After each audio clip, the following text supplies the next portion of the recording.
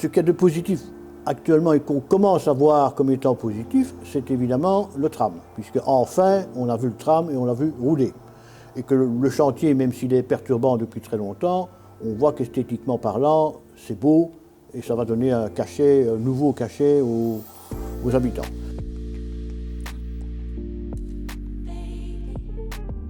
Le premier chantier qui a démarré, c'est cette maison-entrepôt, donc un chantier d'une maison-entrepôt qui représente 108 lits, lancé par Isecel et qui a pris place ici sur le quartier.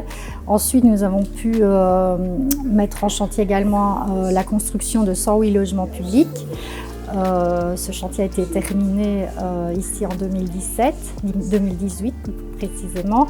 Nous avons rénové aussi des appartements existants avenue de l'Île 2, donc ça s'est fait progressivement.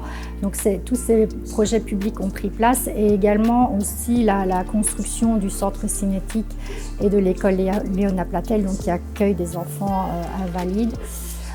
Tous ces projets publics ont été réalisés et aujourd'hui on voit que cette impulsion publique a été bénéfique puisqu'on voit maintenant un regard d'intérêt des promoteurs privés pour le quartier, notamment donc un immeuble qui a été vendu, un immeuble de 75 logements avenue de l'Île 4, qui a été vendu au privé, rénové et mis en vente aujourd'hui, mais aussi tout prochainement la construction de 284 logements sur le square Michat. Et donc tout ceci démontre que quelque part on arrive au résultat qu'on souhaitait.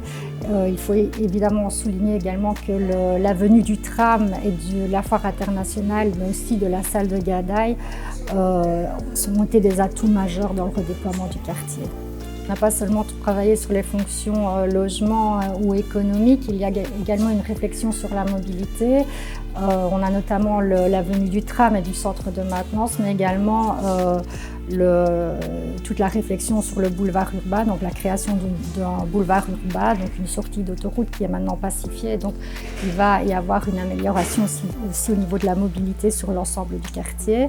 Mais également, il y a eu des opérations privées donc, en périphérie de l'espace logement, je vais dire, puisqu'on a eu notamment le Business Park, où là, il y a un potentiel d'emploi qui est bénéfique aussi pour le redéploiement du quartier.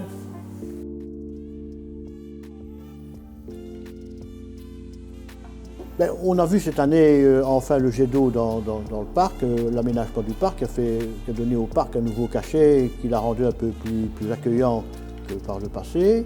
Nous avons aussi un espoir avec le boulevard urbain de pouvoir accéder enfin à la Meuse, puisqu'il y aura une piste cyclable et une piste piéton le long de la Meuse. Donc ça, ce sont des éléments qui vont donner une amélioration au cadre de vie des habitants de Droix.